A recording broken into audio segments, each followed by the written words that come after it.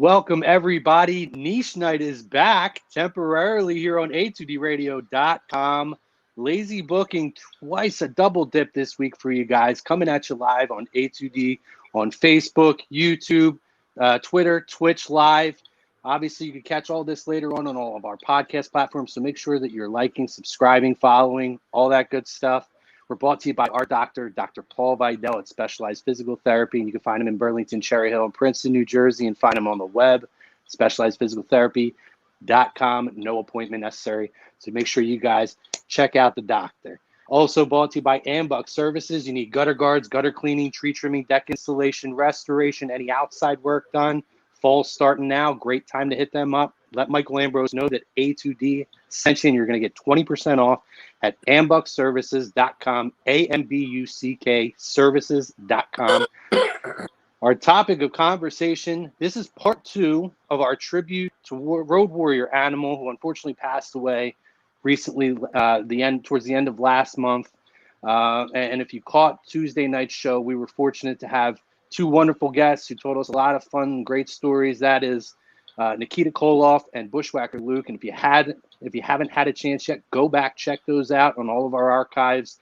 But we're happy and very fortunate to give you part 2 tonight here. And we have special guest, the $1 Million Man, one of the greatest characters, heels, professional wrestlers of all time, 2010 WWE Hall of Fame inductee, the $1 Million Man, Ted DiBiase. Ted, thank you for joining us. Hey, my pleasure, guys. My pleasure. Absolutely. I'm sorry. I was supposed to be with the other guys the other day. Things come up that you can't help, and I'm glad I could make it up for you. Yeah, absolutely. And, things come up, and we're happy, and you've been so accommodating, and we appreciate it. And our topic of conversation, as always, guys, we have something for you, and that's brought to you by PhillyDrinkers.com, PhillyDrinkers.com. You need any kind of A2D shirts, T-shirts, shorts, anything like that. Get your A2D merch at PhillyDrinkers.com/A2D Radio. That topic is the Road Warriors will never be duplicated. Agree, disagree, and we're gonna defer to Ted in 1 second. And Ted, the old adage is, often imitated, never duplicated. We've heard that about the Road Warriors so much over the years. So, Ted, in terms of the Road Warriors and their legacy, we're going to start off with that. Will there ever be a team that can duplicate the Road Warrior legacy? I personally don't think so. I mean, there's a lot of things that make them unique. Number one, 2 guys their size, and you wouldn't classify the Road Warriors as like great technical wrestlers. Because a lot of people will say, "Hey, I'm sorry." That you're the holes. You're like a great technical wrestler. But guys were so big, and just their personality were bigger than life too. And the first time I met Mike and Joe was in Hawk and Animal. First time I met guys, I believe was in Atlanta. I was wrestling what was then called Georgia Championship Wrestling. These 2 monsters coming in the dressing room. I mean, they're friendly as they can be, but just wow. And I can't remember who Ole Anderson was booking, and I'm not sure who Ole put those 2 with, but it was hard to watch. Because they were just, it was kind of like, that old, the bull kind of shop. I mean, it's like they were just everywhere, but they were effective. I'll give you another example. Ultimate Warrior had a great physique, was not a great wrestler, but he had high energy. He had so much energy, and of course, I don't know. He would cut these unbelievable promos, and they were unbelievable because after he got through talking, he went, "What did he say?" He was talking about all this stuff, but the whole thing was he was so animated. Hawk and Animal, these guys were they were in a class. Like I would say, if you compared them to say me and Mike Rotunda, IRS, we were more of. I mean, we were a heel team. They were a heel team. Well, and actually, they had been both. They had been baby faces and heel. But we were more of the the cunning, the what's the term? I hard, it's kind of like a bullies. We were bullies, Mhm. kind of guy, the kind of heel who talks real big, talks real big, and he can go, but they always get out wrestled, and they always resort to cheating, and then oftentimes after they talk real big, and somebody basically challenges them, they're backing up. It's kind of they're a bully, and you never get tired of a bully get his butt kicked. Never. Now, Hawk and Animal, they were the bullies. But I mean, they weren't bullies. I mean, they were just constant motion, and it, it, it, they were really raw in the beginning. And I'll be honest with you, at the very beginning, I was wondering, I wonder if these guys are going to make it. I mean, I hate to waste all that energy, uh, but they came around. They came around, and they became exceptional workers. And um, you know, there's somebody asked me one time. They said, "What's the biggest event you ever wrestled at?" And me, it would have been SummerSlam 1992, or was it 93? 92. 92, yeah, 92. So it was post post WrestleMania, and it was and this is one of the few big pay-per-views to be held in a country other than the United States, and it was Wembley Stadium, Hmm. 80,000 people. That's enormous, and um, I can't even it was a thrill, and of course to wrestle these guys in that venue, which was special as well, and we had a great match. There's a story I can tell about that. Did anybody in that story? Is anybody? I was like, here's a Hawk and Animal, the Road Warriors, and at the time, Money Incorporated, Urban Irish Shyster and the $1 Million Man. And this is a match that you wouldn't think was going to get put on first, like the opener, Yeah. but it got put on first. Do any of you guys know why? I think it was because Hawk had made Vince mad because he had shown up high and started cutting Vince off when they were talking about the match. I think, well, yeah, he showed up and he had taken, Joe came to me and he's taking, I don't know what he's, but the other fear was, it's a 3-hour show and we're going on near the end. It was supposed to, and it was like, would Hawk even be conscious? Yeah. Yeah. So we ended up going first, uh, all that said, we went out and we had a heck of a match. Hmm. And when I think about Joe was like, Joe was the guy who he was the babysitter, so to speak. If that makes sense. I mean, he was more of the businessman that made sure, he took care of everything, and he took care of, and he took care of Hawk oftentimes as well. Made sure that they were going to be on time and all that stuff. Hawk. I mean, everybody loved him. Mike was one of those guys. It's kind of like people have asked. Well, your dad was what they call a shooter. My dad played football and wrestled for Nebraska, and in 1946 was the heavyweight wrestling champion. So they called him a shooter. Well, it's kind of like Kurt Angle, an Olympic champion. Shooter. Uh, you know, and I said, but who are the legitimate tough guys? It's like wrestling is show business, but you know, if you had to walk down a dark alley and you knew there was a good chance that you were going to get jumped, and you only had one pick of who you want to walk down that alley with you, Hawk would be one of those guys. Mm-hmm. Yeah, Hawk was not all talk. Hawk could back it up, and he was a great guy. He was just a great guy. A lot of good memories. You know, Yeah. and again, back in those days, just this before, I got my, well, actually 1992 is when I got my life straightened. That's when that everything changed.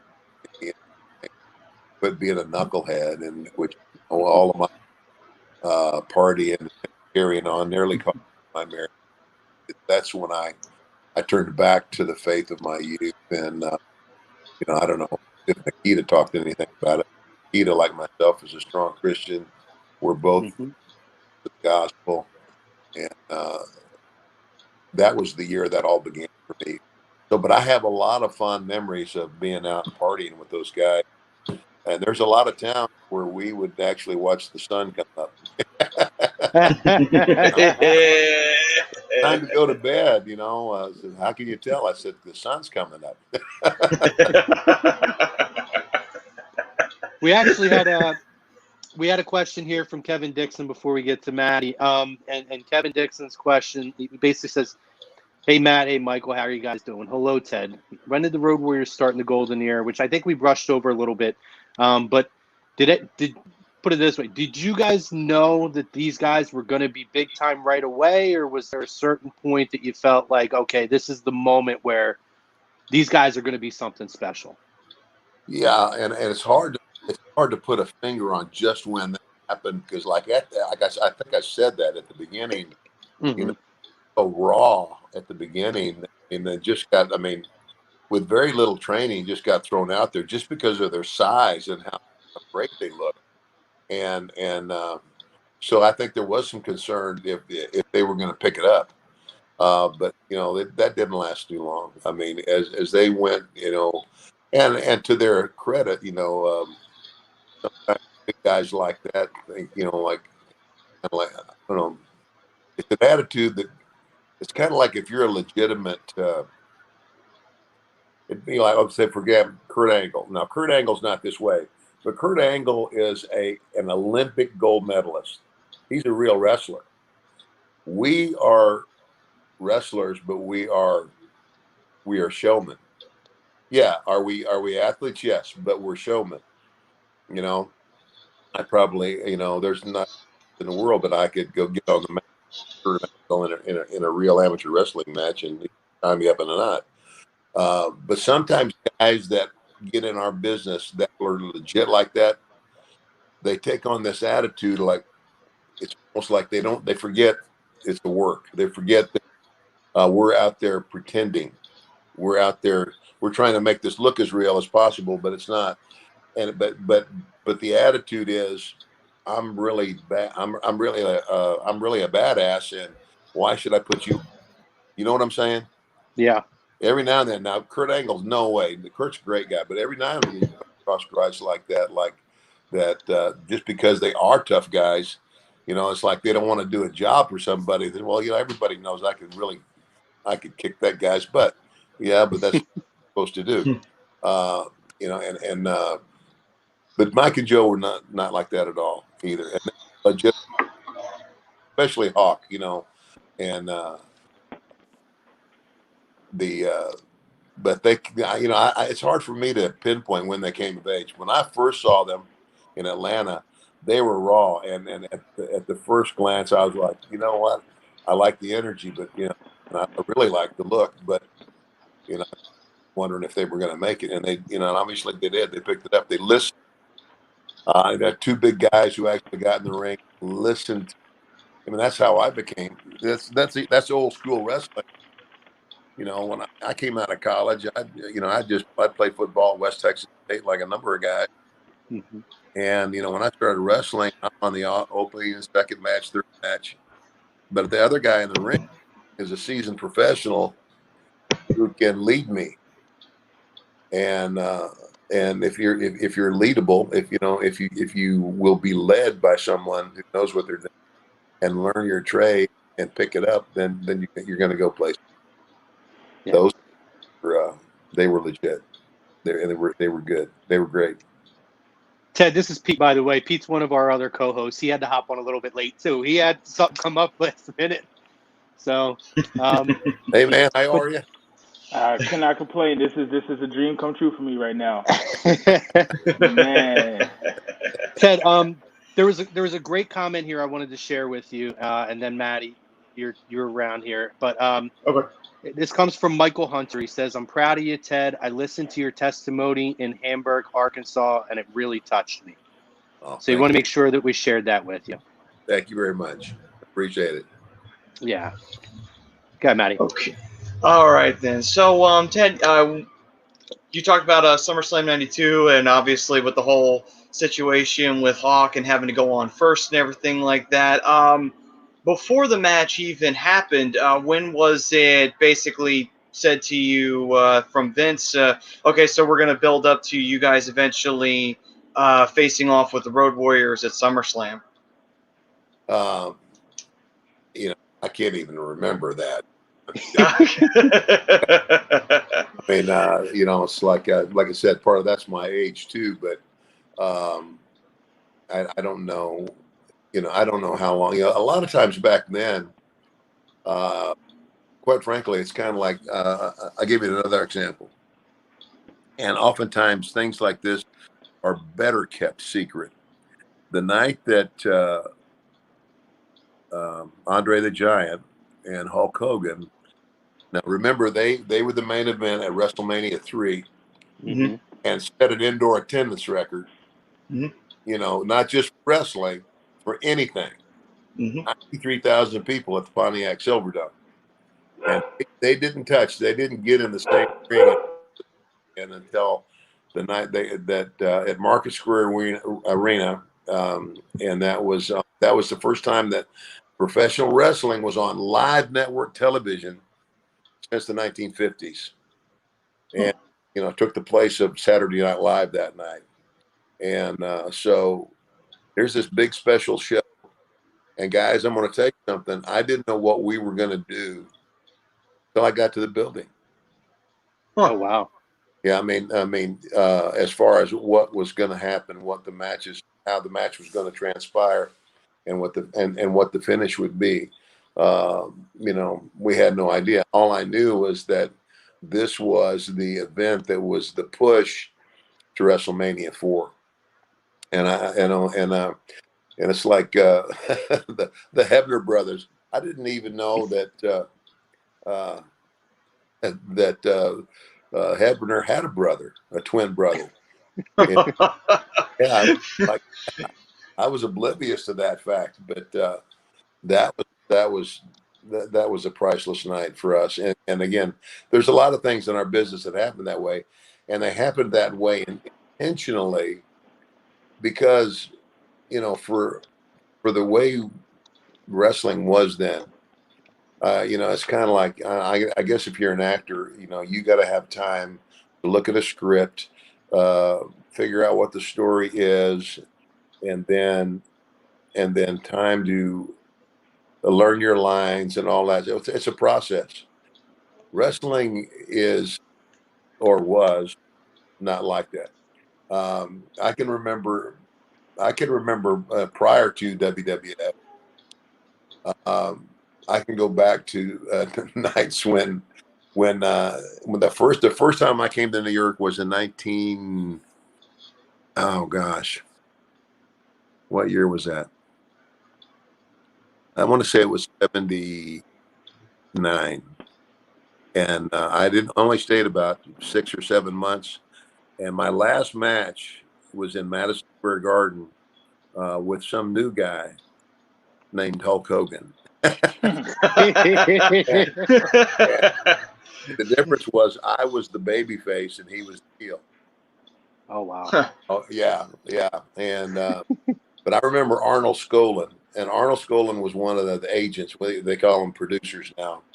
But he was one of the agents, and there were nights in some of the towns in New York, in the New York territory, where he'd walk in, he'd had the butt of the cigar, you know, he always had a little cigar in his mouth, and he'd come in and he'd look around the room, and he'd just point at you, and he would either give you thumbs up or thumbs down. You're winning tonight or you're losing tonight. Get with your opponent and figure it out.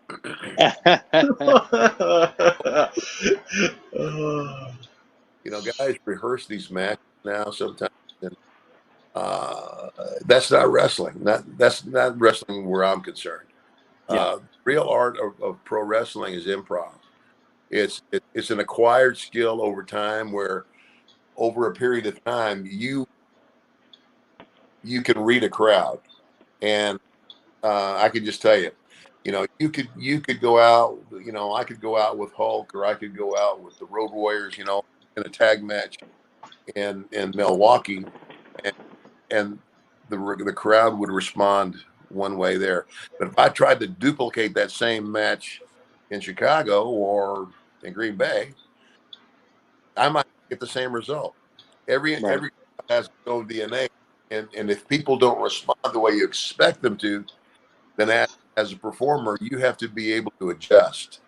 You have to be able to think on your feet and come up with something that will work. Old school was, over time you developed your characters. I mean, in my, you know, Hawk and Animal, they did.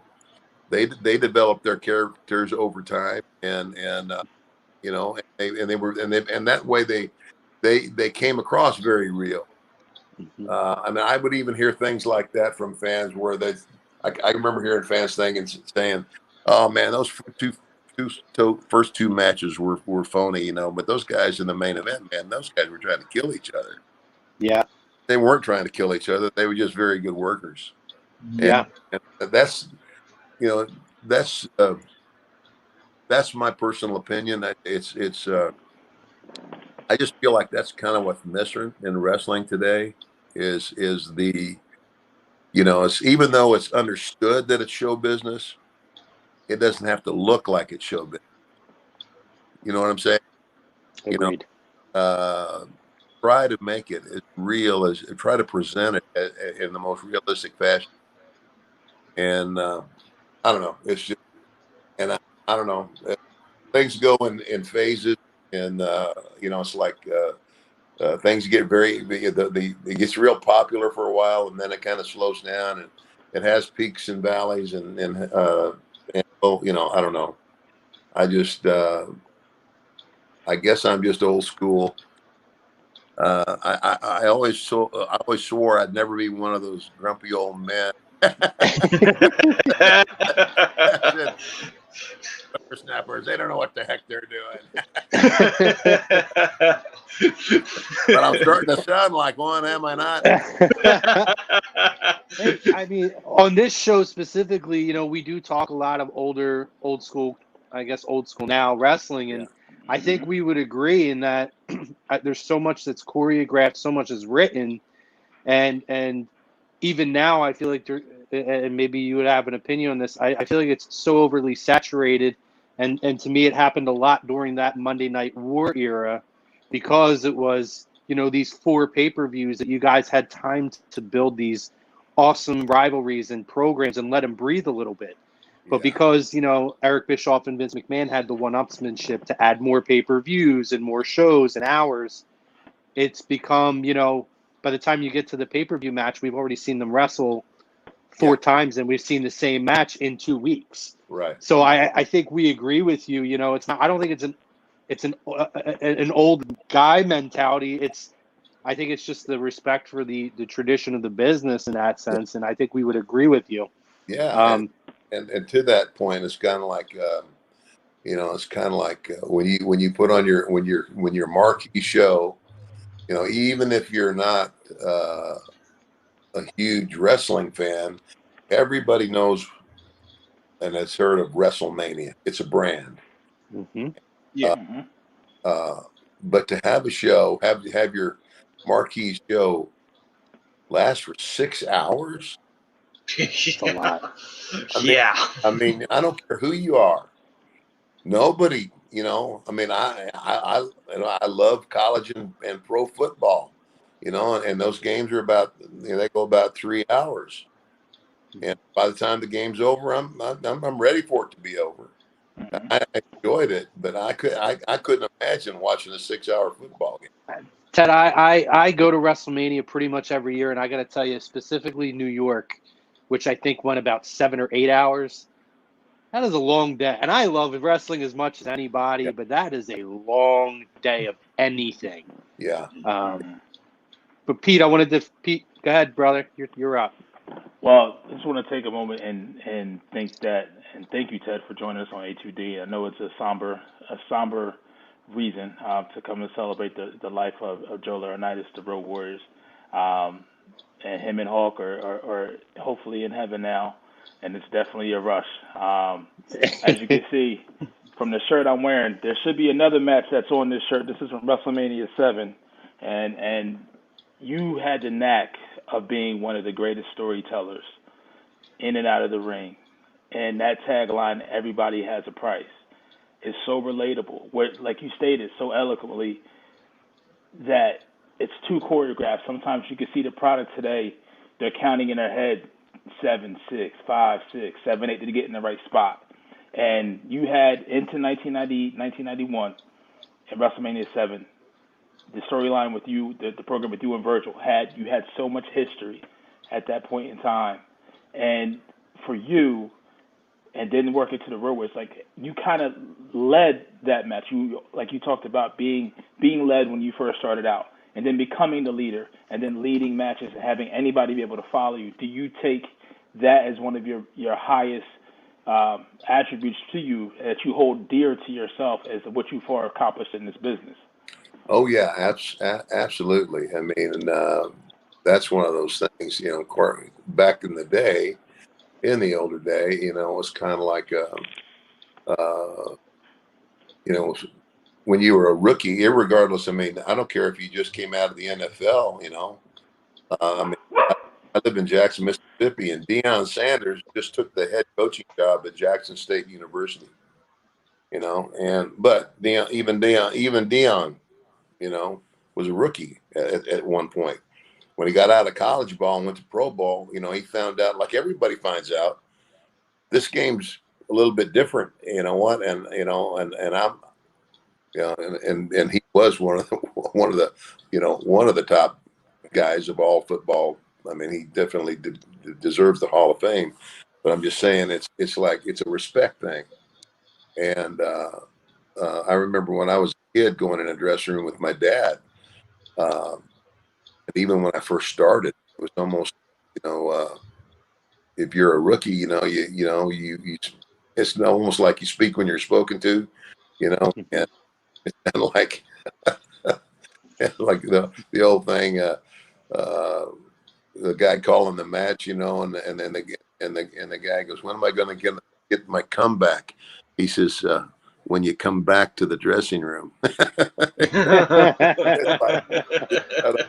like, but yeah, I mean, if you learn this, you learn it's an art form, and you learn it as you go. And that's the other thing, is that I think a lot of these guys are being asked to be characters that don't fit them. Now, somebody else could look at you and think something, but like I developed my character over time, and I it's like I picked up moves from Terry Funk and Dick Murdoch and a guy named Killer Carl Cox, and I pick and chose the things that I like that fit me, and I, it's like by the time Vince asked me to be this character, the $1 Million Man, well, I was already the character. The way I carried myself as a heel, very aloof. I always talk down to the people. I mean, I start working when I walk out the door. I'd walk. I'd take 5 or 10 steps, and I'd stop, and I'd just look at people like they were dirt. Like you feel that somebody looking at you, and you're going, "Well, who's that guy think he is?" Right? And so you develop a character. But I think some guys are being, they're being asked or put into positions where they're being asked to be some kind of a character that they don't fit, or they don't, it doesn't seem to fit them.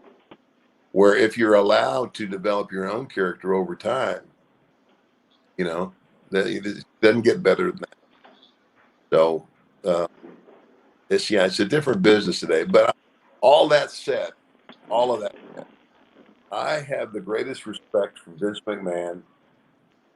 I mean, I'll be honest with you guys, if wrestling may not have just totally died and gone away, but it would have suffered greatly because of all that is out there to compete with it today. I mean, back then, when I first started wrestling, there were still only 3 or 4 channels on television. You couldn't turn on your TV and have a selection of 100 different channels and things for your entertainment. So what Vince initially did, and I was old school, and I complained about that then. He's killing the business. Well, because the old school way of thinking was, okay, we understand that there's going to be people, especially people who ever been in a real fight, watch a wrestling match 10 minutes and go, wait a minute, something ain't right here. It's kind of like, I tell guys when I'm going to do a training session, I said, okay, keep it real. I said, here's an example. I've seen guys grab somebody by the hair of the head in one turnbuckle and run all the way across the ring with them. And all they're doing is hanging onto their hair and run their head into the turnbuckle. If you were in a real fight in the street and you're on one side of the street and there's a light pole on the other side of the street, you think that you could grab that guy you're fighting and run him across the street into that light pole? Hell no. You might pull his hair out, but he ain't going. But if you're only a foot from that light post and you're having that fight, then if you grabbed him by the hair, you got a good shot of banging his head into that thing. And that was my whole point, was realism.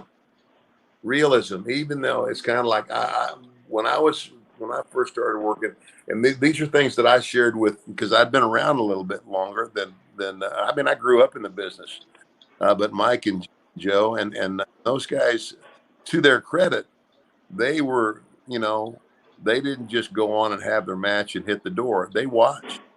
They were students of their business, and they picked up things too, and they asked questions, and that's what I've always emphasized. It's kind of like my attitude was, if I don't do anything else tonight, when I walk out of this ring, these people are going to think they've seen a real fight, a real contest. And so, and as long as I kept that, that was, I don't know, I'm getting off a rabbit trail, but I completely understand. What you're saying is that realness to it, that craft. I wouldn't say it's not there for everyone, but like you stated, you grew up in the business. It was in you. You didn't come or fall back on this from doing anything else. This is what you wanted to do, and once you got into it, you had a love for it. You developed that craft. And I'm not saying every guy that we see on TV today, in between the time that you came up and you hung them up, that isn't passionate. But I just don't think it's as common now as it was back then. Mm-hmm. You're right. You're extremely right. Terry Funk is another very good friend of mine, and one of the guys that mentored me. And I just got to throw this in here. The other thing that I loved about wrestling, Hawk and Animal, is like, you didn't have to worry about them making it real.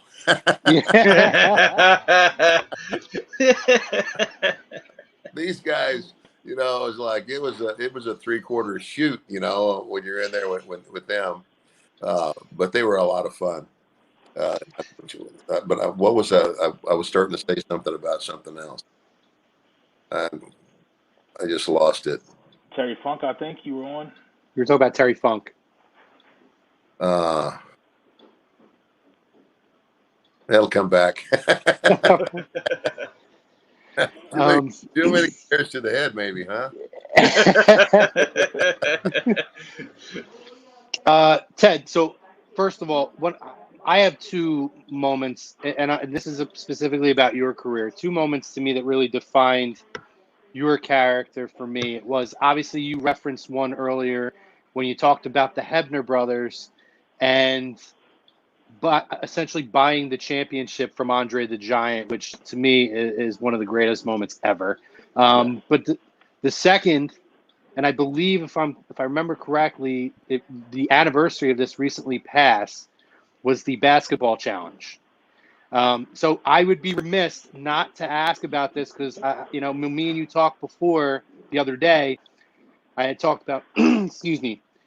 You did an event here in Philly, and I think you said it might have even been the last time you were here in Philly, for my buddy Matty Mill, where you came and did a signing during a pay-per-view.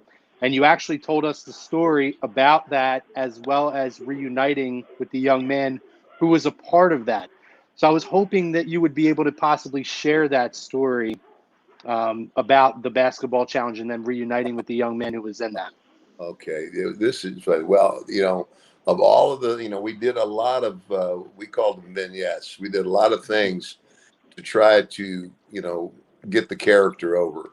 1 week, I did the deal where I paid off the guy at the swimming pool to kick all the kids out, so the pool was all mine. Pick a honeymoon couple out of the honeymoon suite because it's the best room in the hotel, and I want the best. All that kind of stuff. Now, those are things that were done. Those were all rehearsed. Now, but when we did live shows, and some of those things were rehearsed too. And this particular thing was rehearsed. I remember we were in Milwaukee, and I said, "What are we going to do tonight?" And I think it was Gorilla Monsoon's idea. He's got a basketball. Milwaukee's a big basketball town, and so they came up with the idea. Pick a kid out of the crowd, and tell him, you both, if you can dribble this basketball, the whole deal, I'll give you money. And it's kind of like, so we picked this kid out of the crowd. And when we did the deal, what I said, okay, if you can do this 10 times without missing, I'll give you $500, and I can tell by the way you dress, kid, you could use the money. Just work, right? And he does it 10 times, and I was a little nervous too, because if he misses, he blows it. If he doesn't do it, then we're screwed. So he does it 10 times, and I said, okay. I said, if you can do it one more time, and now this time do 15 times without missing, I'll give you that $500. And so, of course, he gets to 14, and I just stick my foot out enough to make the ball bounce off my foot. And that's too bad, kid. Unfortunately, you're going to have to learn a hard lesson of life at a very young age. When you don't get the job done, you don't get paid. And I voiced it, and of course, when we rehearsed it, there was no problem. But when I did that live, crocodile tears. Just, oh my gosh, he couldn't have done it any better. And he ran to his mother. Oh my gosh. And when I got in the back, everybody was high-fiving, and they were going, oh my God, that was the best. And I said, well, I'm glad you're all happy. I said, now, can you find an armored vehicle to get me out of the building? Because they want to kill me, right? And so for years after that, and even tonight, that story's been brought up. It was brought up so much. And this was the other thing, I've had a lot of different action figures, but actually there's one action figure, and in the box with the action figure is like the gold briefcase and a basketball.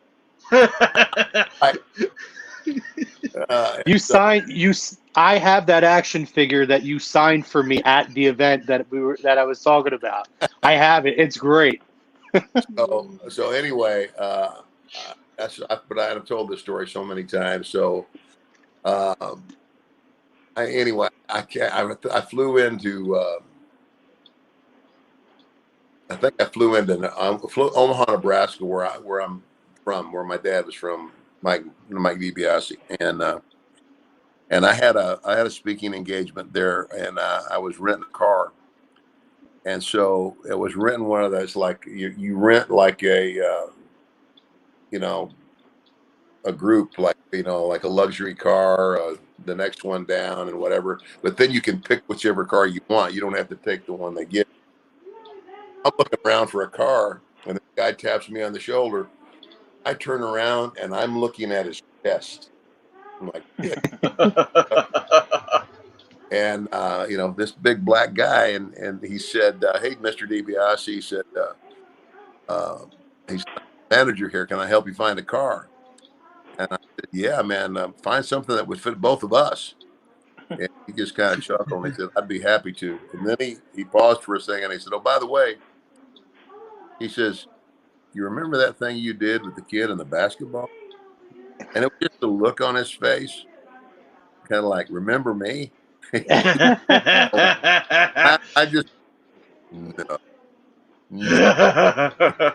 Said, "Yep."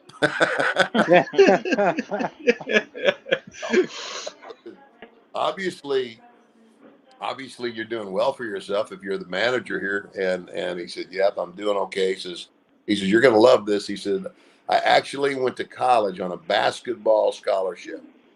And then I said, "See what I did for you, kid?" And, "Well, were you pretty good?" And he said, "Well, yeah, actually, I got drafted by the Lakers."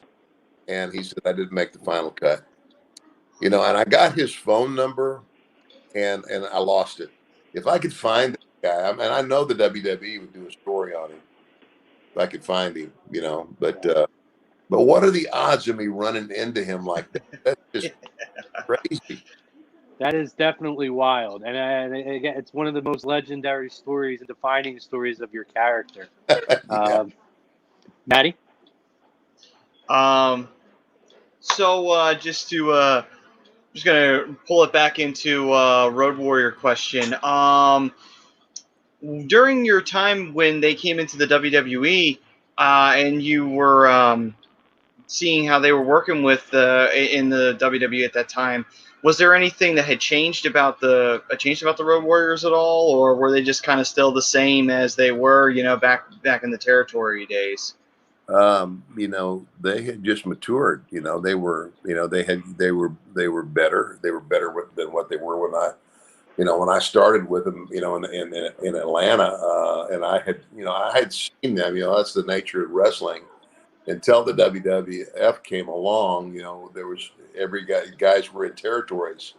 You might cross a guy's path, and then you might not see him again for 2 or 3 years, and then you're in the same territory with each other. And, "Hey, how you doing? Let's pick up where we left off." And but no, they had matured into good hands, man. I mean, a couple of really good, solid performers, that knew their gimmick, and that's part of that too. It's kind of like, somebody said to me, "Well, Hulk Hogan really wasn't a great wrestler." I said, "Yeah, he was." I said, "Hulk Hogan knew his gimmick." Yeah. I said, and you're never going to see a guy the size of Hulk Hogan, if he's smart, throwing a drop kick, or doing an arm drag, because he's just that big. He's bigger than life, and it's it's knowing your character. And those guys, they knew who they were, and they learned how to work. They learned how to work with smaller guys, and kind of like in the beginning, overpower them, depending on whether they were heels or baby faces. They learned how to work and uh, show everybody how strong and how big and how bad they were. But then at the same time, they knew how to work enough to, say, for example, get in the ring with Rey Mysterio and make it look or look like or appear that Rey Mysterio had a chance to beat him. Mm-hmm. You know, that's the working knowledge that they acquired. So, yeah, they grew into it. And a couple of great guys. I mean, the story of Animal salvation. Did anybody tell that story? We had a little touch on it from Nikita, but I know that you told me that you had a story about it. We'd love to hear it. Well, yeah, I mean, I don't know where we've been. You know, we had gone on a tour. Um, Everybody went home like the first night back wherever we were. You know, and Animal gets me off the side. And he said, I got to tell you what happened to me, because this, by that time, this is after all the boys realized that the $1 Million Man wasn't going to the bars anymore. I wasn't, chasing it. I wasn't doing it. Yeah. And he said, I flew home and my wife picked me up at the airport and she's going to take me to the gym, drop me off for a workout and get my workout in. I'm good to the next day. And he said, on the way to the gym, I get this phone call from Tatanka. And he's calling me to tell me he'd become a Christian. Mm-hmm. And I said, well, that's great. It's kind of like, but his attitude was like, I'm friends with Tatanka, Chris Chavis. He said, but it's not like we're bosom buddies. It's like, why would he call me? Or maybe we're calling everybody. But, Joe, he was like, I just don't, he was like, I'm like, oh, okay, that's great, man. I'm proud of you. So he goes to the gym and he's working out. And he told me this. He said, I got up, here's this monster of a guy. And he goes over and he leans over and he gets a drink of water, And when he stands up, he said, I'm surrounded by guys that are just as big as me. And I'm looking around and they, they had all, or I don't know if they so much recognize him. I don't know who would recognize him without their pain, but somebody, viewed him that this was World War Animal. And so these guys come up to talk to him. And I don't know if you ever heard of the Power Team. They're a bunch of big, well-built guys that would go. Yeah. They would go and Mm-hmm. they would put these feats of strength on that, tearing phone books in half, and oh my gosh, blowing up hot water bottles until they explode. All of the show was that was the bait for them to be able to deliver the gospel message. Yeah. And so Joe goes, man, he says, I'm listening. They start talking about Jesus and salvation and everything. Man, he says, man, I'm sitting there. It got me. And they came to that place of where they give an invitation and they go, look, if you want to give your heart to Christ and you want to change your life, the challenge was to get out of your chair and get up here. And he said, I'm sitting there thinking, man, I need to go. I want to go. But I'm Animal. I'm like, the conflict was, what's that going to look like, Mm-hmm. And his son, James, who, by the way, went on to be an NFL football player and a great one. Mm-hmm. James grabbed me by the hand and said, let's go, Daddy. That I was done. He said, I walked with my son down now in my life. And I love that story, Yeah. And It's then, very powerful. and then, because of that relationship, like I said, everybody loved Hawk, but like Hawk was that free spirit, and thank goodness he had Joe, because Joe, I'm telling you, Joe was like the leader of the group in terms of making sure they were where they were supposed to be, and making sure and cover for Mike when Mike screwed up, but. He got him to a conference out in Phoenix that I had invited several guys to, and so Hawk came out to this athletes, and Nikita's been out there, so we've all been out there. And it was at that conference that Hawk walked the aisle. That's and this was really funny too. We went to a prison to speak to a bunch of inmates. This is a bunch of athletes. We got the Road Warriors. And then one of the other guys, I can't remember his name, but he was like a world arm wrestling champion. Great big guns on him, great big. And so we go in there, and I'm talking to these guys, and Hawk, he says, and he whispers in his ear, he says, will you let me talk to these guys for a minute? I said, sure, man. I'll be happy to. Just wait a minute. So I finished up. I said, I'm going to introduce one of my buddies to you. And I introduced Hawk. And basically what Hawk said, he said, he says, bunch of tough guys, huh? And he strikes the pose. He said his guns, he says, you think he's big? And they go, yeah. That ain't big. And he goes, Animal, show him your guns. Animal strikes the pose. You think those are big? They all scream, yeah. No, those ain't big. And then the world champion arm wrestling guy with really big arms, he strikes the pose too. He's like, you think those are big? And they go, yeah. And he goes, that they're not that big either. He says, you know what's big? And he takes the Bible and he holds it up in the air and he says, this is big. I need it, and so do you. And I was like, drop the mic. Yeah. It's over. Wow. There to appreciate it, but it was for a guy who had just had a personal experience of his own a couple of days before. It was awesome. Wow. That is amazing. I'm just I heard about when I heard about Hawk died, killed me, and an animal.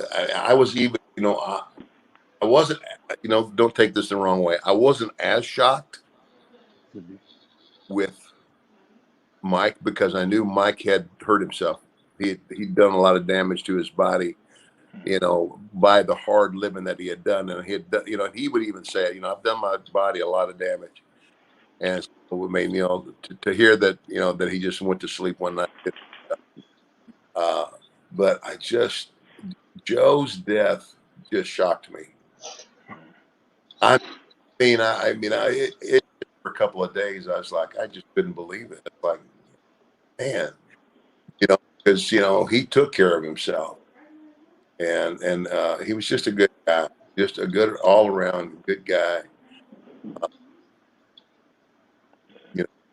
and happy at a time. I called and left a message with Johnny Ace, with his brother. And John called me back, and he thanked me for the call. And I said, man, I just, what happened? Dad, he said, it was one of those deals. It was his wedding, not his wedding, but his anniversary. I don't know. And I didn't ask how many years they'd been married, but they were at Lake Ozarks, and they'd gone out to dinner, and they planned all this stuff. And he goes back and, just getting ready for bed, and he said it just like it hit him. And, he went down and just never got up. Wow. I don't know. Yeah, it was pretty wild too, because his last tweet on social media was a picture of his wife wishing her a happy anniversary, and he loved her. It was very, very shocking. Yeah. It's as you know, as a man of faith, I am as well. When something like that happens and you get called home, your work here is done. I mean, your work here is done. You're no longer needed here, and it hurts for all of us. But there's a lesson to be learned, and he had did everything that was asked of him, and it was time for him to go home. I mean, whether in that fashion, I know me and Chrome were talking about we were supposed to have him on in a couple of weeks, and then it's so surreal. I mean, it can just be Hear one moment, going the next, and that's why, like when Hawk spoke about that Bible being big and you need it and I do too.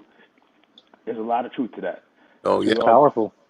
We all go through our own things. And I couldn't agree with you more, friend. I could not agree with you more. We're not promised tomorrow, only today. Jesus said, he said, don't worry for tomorrow. He says, it says, today has enough worry of its own.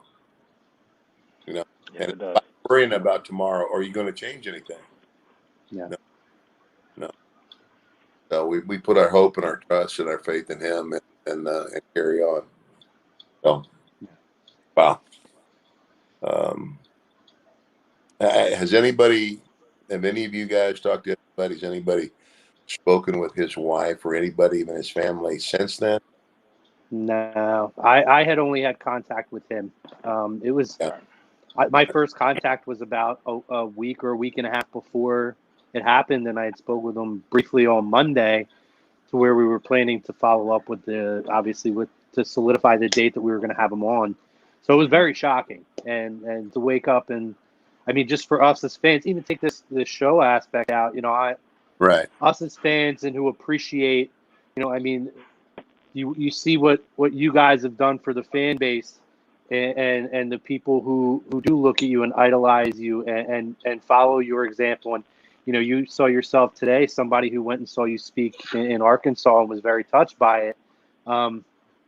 There is a lot of appreciation for it. So it's almost like I grew up, me and Pete specifically, we grew up where you guys were a huge segment of our childhood. So when something like that happens, it almost feels like you're in my house all the time throughout my childhood. It's like a piece of us kind of grew up with you, Yeah. So it was very, very shocking, on a different level than yourself, but in a lot of ways in the same level, because I think we all felt like, and a lot of us have followed, a lot of the work that they've done.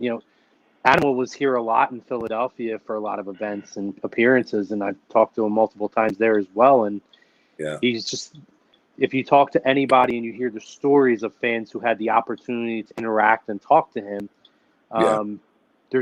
it's all positive. I mean, I talked to him for 10 minutes one day, just for no reason. We were just standing there. I took a picture with him, and it was like, excuse me, after like the first minute, it's like talking to somebody who you've known your whole life. It was wild.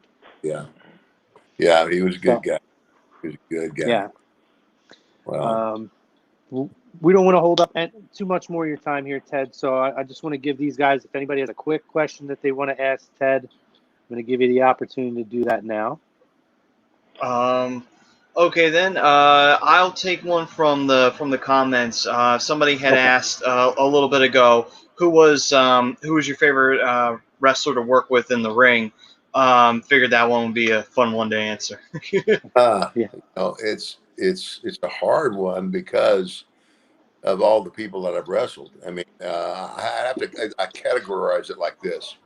When I was young, when I was a young wrestler and I was learning the trade, when I was the guy getting in the ring and just listening to what I was told to do, there's some guys there. The guy named Dick Murdoch, who was a great wrestler, and I got another guy that wrestled, Killer Carl Cox, heel. I grew up under,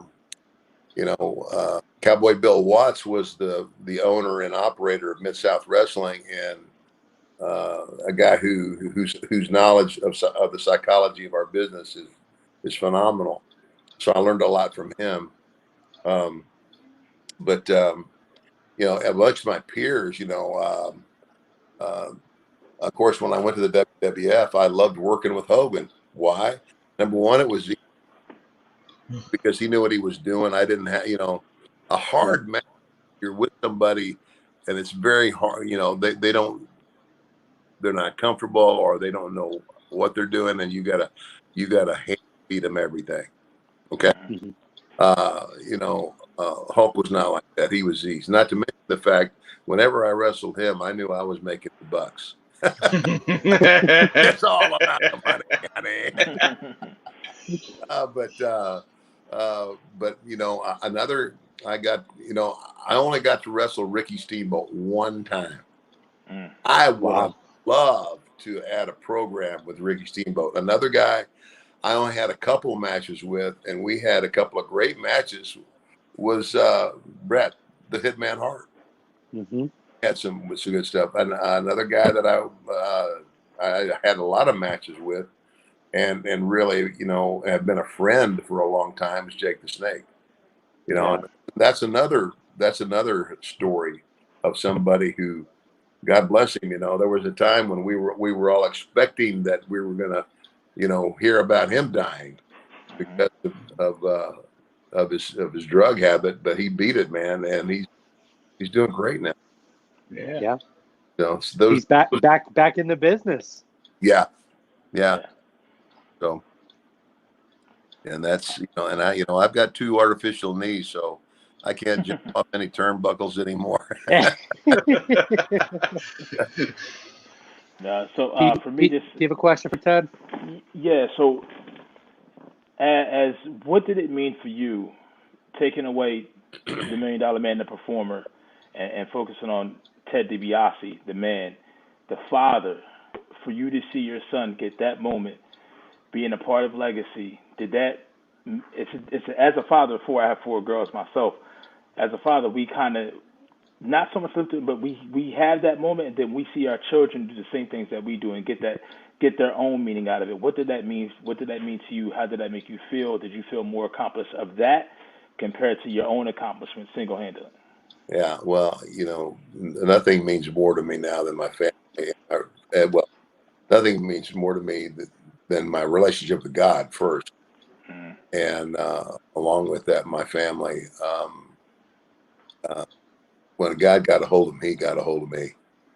And I believe that God allowed me to have the celebrity that I've had, because he knew that in the end I would take that celebrity and use it not to continue to glorify myself, but use it as a tool to bring glory to him and to help other people like me see and understand that, whether they know it or believe it or not, that they have a need, that, and they're, everybody, Jesus, I'm going to tell you, because we're all sinners.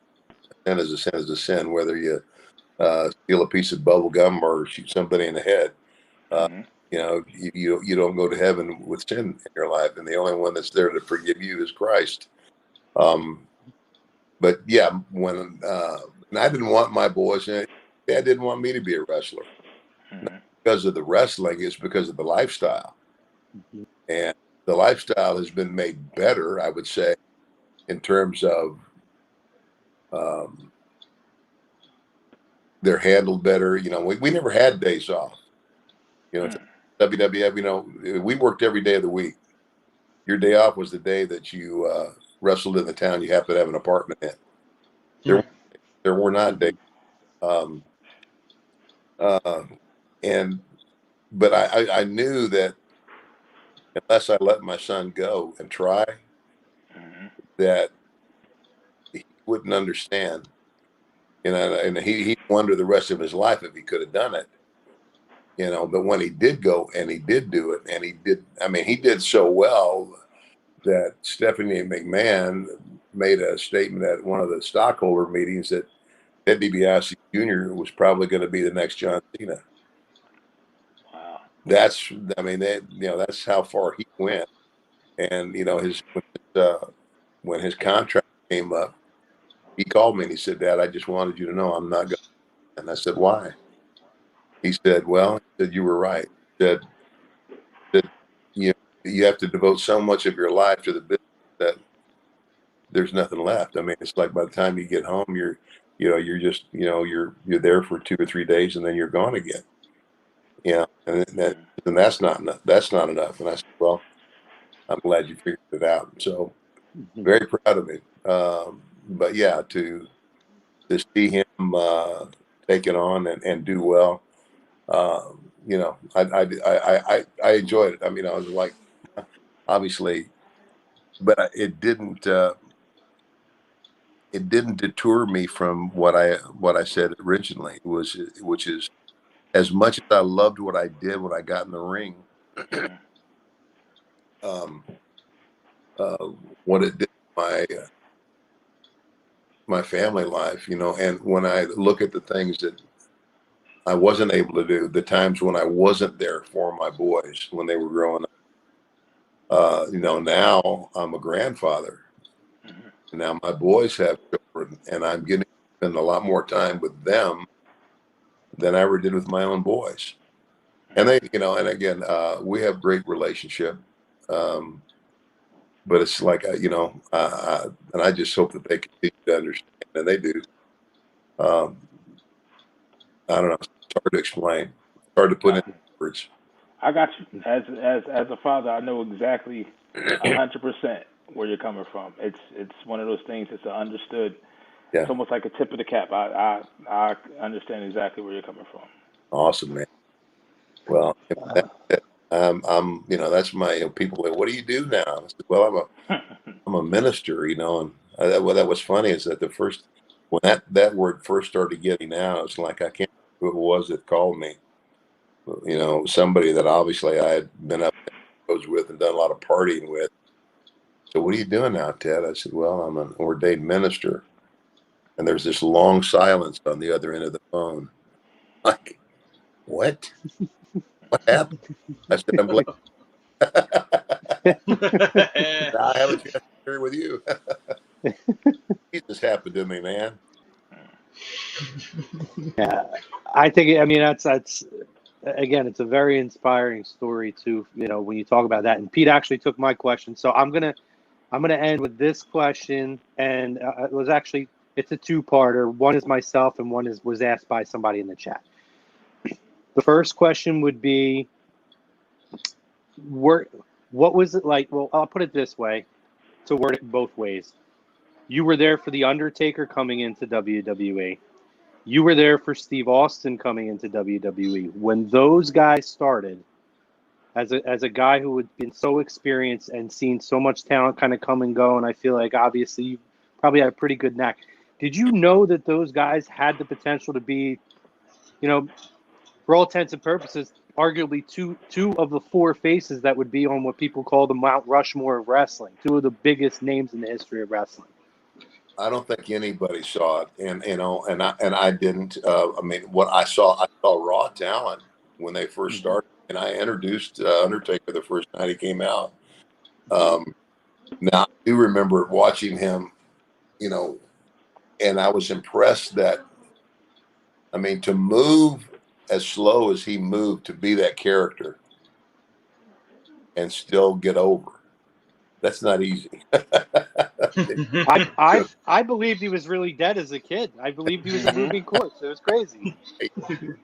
But, and, you know, and of course, you know, Steve Austin, I mean, you know, Vince put him with me when he first started to give that rub, you know, it became very obvious that he didn't need the rub, you know, after a while he was off and running. And, you know, Steve and I were pretty good friends now. And what's funny is, of course, I'm a minister, so, you know, like I'm not one that's fond of seeing guys jump up on the corner, flip everybody the bird, and guzzle down here. And so I'm trying to think. Somebody said something about, did you know that Ted doesn't, you know, like that aspect of your character? And Steve, you know, we were on a panel at a Comic-Con, and Steve looked at me. Yeah, I knew it. He says, but you know what? Ted's opinion wasn't any different than my mother's. I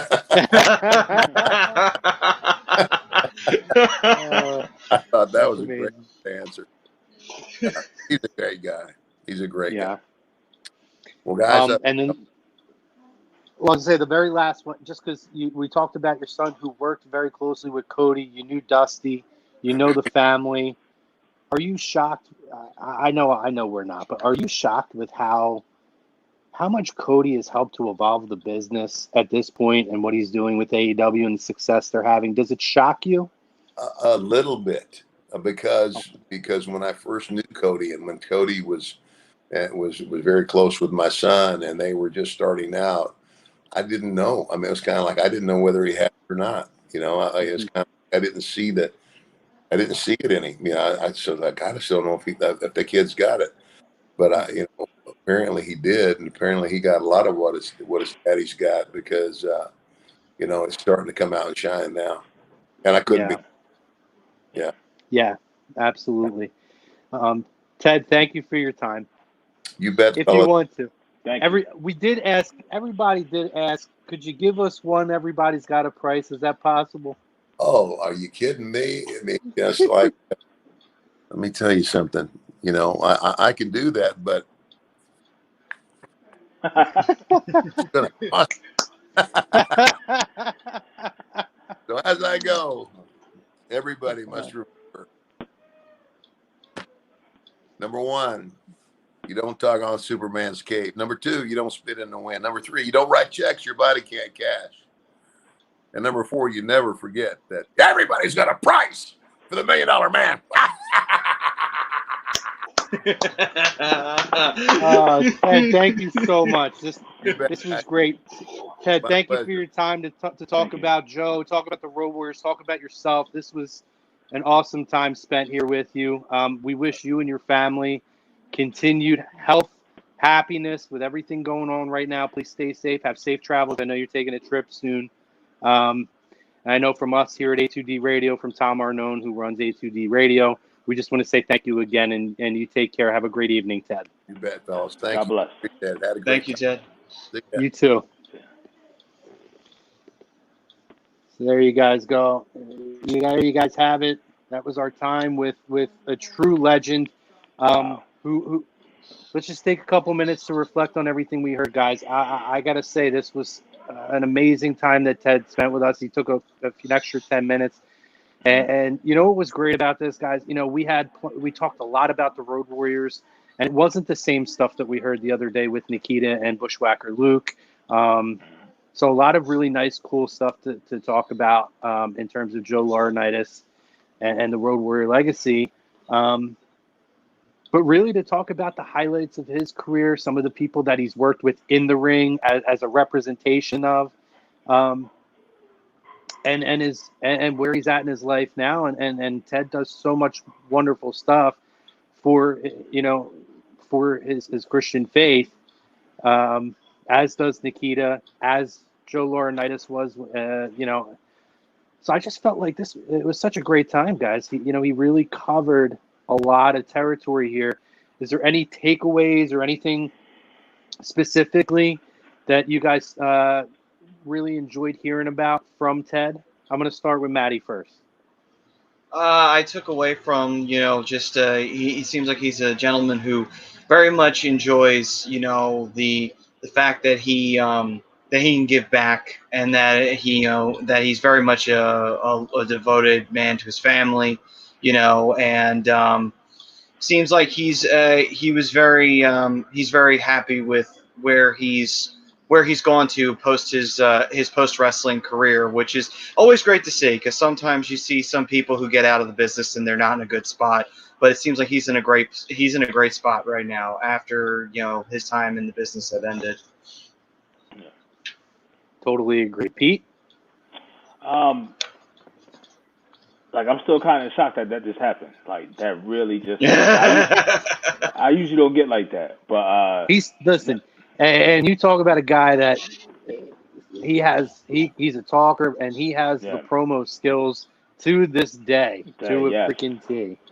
I think it's something to be said from the first part of this to today, and this isn't to preach anybody to faith. I know, I'm a Christian. I believe in the Lord and Savior Jesus Christ, but you think about what these guys go through, and they work every day, like Ted was just saying. When you come out, you hear that pop. And remember, now, kayfabe was a real thing back then. These guys were larger than life.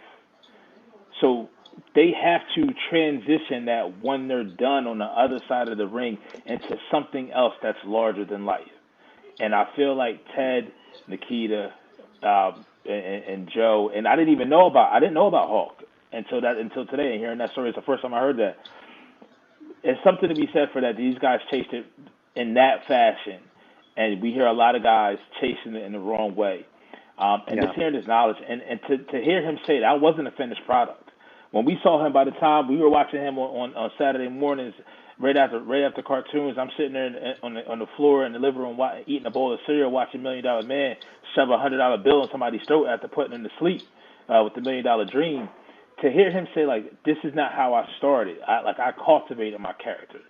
And he was an extension of himself, just a different part of himself. Mm-hmm. And it was bittersweet because you think about the product today and you question, do these guys even have that much freedom like they had back then? Are they given enough time to be able to give us that? And we kind of see it with Cody, and that was a great question to end it with, Chrome, just to see, like, he wasn't given the opportunity in WWE because of the fact of it's such a new, fast-moving storyline pace. And so when they had those big four, Royal Rumble, SummerSlam, WrestleMania, Survivor Series, you can just do so much storytelling then. And just to hear him tell those stories and give that behind the scenes, man, if I don't do another interview ever, I'm good. I'm Gucci. You know what I mean? I'm good. Yeah, kind of a lot of the same with me too, Pete. You know, to hear again, what was cool was, and you know, it was unfortunate that he couldn't join us the other night for night one of the panel, which is why we ended up having a 2-night show this week. But in a weird way, I'm almost kind of glad because, you know, I'm looking at everything that my whole takeaway, because we didn't really do like a takeaway from the last show. Okay. We got so many different perspectives of everything, right? And what I love, there were similarities. Like Ted asked, you know, have you heard the story about Joe and kind of embracing his faith? And like I said, Nikita brushed on it. And I feel like if they were on the same show, we may not have gotten the different details that we did. And, you know, we heard a little bit of what Ted had said from Nikita, but to get into that story about Hawk with the Bible, which is a powerful story, whether you are a practicing Christian or not, you know, I just think to have that kind of faith in anything is such a powerful thing, particularly when you have led a life that you struggled to make decisions that better yourself. So to look at that, and then some of the other details that Ted was able to supply us were great. He also told us great stories about the ring, and he gave us some of his insight. You know, I think a lot of people think that, you know, Ted sits there, and a lot of times when Ted does these events, he does wear shirts with the WWF or WWE logo on it. But people think because of that, they're, you know, it's kind of like we talk about with pro sports, right? You become when you're around the team or you've played for them before, you're afraid to be critical. And I don't want to say he was critical of the company, but he's not afraid to speak out on opportunities that could be fixed. And when we talk about the micromanaging, it's something that on this show we talk about so often, right? And I will preach it to this day that the Monday Night Wars did so much for the business, but it took away a lot of things too in terms of the creative process. And I think to hear Ted talk, and honestly, I probably on Ted's end, to hear, you know, he was saying, "Oh, I sound like the old guy saying, get off my lawn." You know, to hear that, no, you don't sound like that at all. It's just a different mentality for the business that us guys would agree with that. I just think that it was really great. Michael Hunter says, lazy booking always. I always enjoy you guys. Good fun and clean. Thank you, brother. We appreciate you, man. We appreciate that. But there's a lot of really cool comments in here, too, that Ted was very gracious. Just a class act, man, and such a good guy. So I want to thank Ted again. I know Ted's got a signing event coming up. He's flying out tomorrow. Do you remember where he said that was, Maddie? Boston. Was it Boston? Okay. He's going to be doing so I wish I had the name now. But anyway, if you're a wrestling fan, you're in the Boston area, they are doing a appearance in Boston. So for, I believe, this weekend, Saturday morning, I believe. So check that out. You know, hit the Google machine. Ted's also got a book out that I want to make sure to mention, and it is about his wrestling career, but it's also about his transition into his faith. It's called Every Man Has a Price. He didn't ask me to do any of this. I want to do this because Ted was awesome, and I know he's got a lot of good stuff that you guys can follow up with. So check that out. I also think he has a movie documentary that you can get on Amazon. So great stuff, guys. And I want to thank you guys for joining, asking really awesome questions, and keeping that conversation great. Thank you to Frank for producing a wonderful show on the back end. And obviously to you guys, rolling your comments in from Twitch, Twitter, Facebook, YouTube. We appreciate you. If you missed any part of this, if you're going on a drive to work tomorrow, if you're working from home, you can't watch TV, you want to listen to the audio version of it, you can also check us out. Listen, you can check us out on all podcast platforms. Spotify, Spreaker, SoundCloud, iHeartRadio, Google Play, iTunes, or Apple Podcasts, whatever you call it. You can find us on there. Follow us on all of them that you can. Subscribe, rate us, 5 stars hopefully. But also, make sure you guys are hitting us up on all of our social media platforms. When we do interviews like this, we do announcements on there. When we drop other content for all professional sports, Le'Veon Bell signing with the Chiefs. Breaking story today, A2D was on top of that. Get over there. Follow us on Instagram, Twitter, Facebook, YouTube, all the other social media platforms that I put out there as well. So, but this was fun. A2D Wrestling on Instagram, Yes. Yep. We're rolling it out kind of slowly because I haven't had a lot of time to sit and do it. But me and Andy will be rolling that out a little bit more. So A2D will have, if you have time, guys, if you're still checking us out, go over to Instagram. You first and foremost, follow A2D Radio. Secondly, to get your wrestling fix from A2D, start following A2D Wrestling. We're going to start adding more content to that. We just really haven't really launched it. We'll say it's a soft launch now. Shout out to Ultimate Wrestling Fanatics, too. Those guys are awesome. If you're looking to have just a spot to just talk wrestling on Facebook. And, hey, join the Real Talk group. You guys are sports fans. Get on there and talk that with us as well.